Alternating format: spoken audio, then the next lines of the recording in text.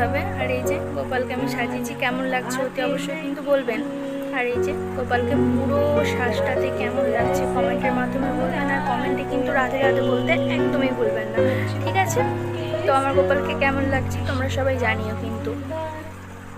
আর এই যে এখানে একটু সামান্য সেন্ট লাগিয়ে দিচ্ছি, প্রায় দিনই আমরা লাগিয়ে দিই, যখনই জামা পরে তখনই সেন্ট একটু দিই মাঝে মধ্যে।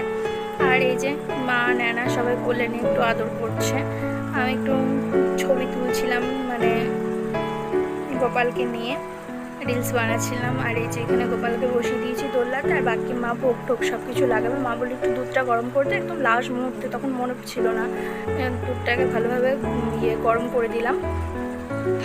আর এই যে গোপালের সব লুচি, তাল বড়া, তারপরে লাড়ু রেডি হয়ে গেছে, যে দুধটাও করে দিয়েছি, যে গোপালের ভোগ। আর আমার ভিডিও তোমাদের যদি ভালো লেগে থাকে অতি অবশ্যই like, comment, share and subscribe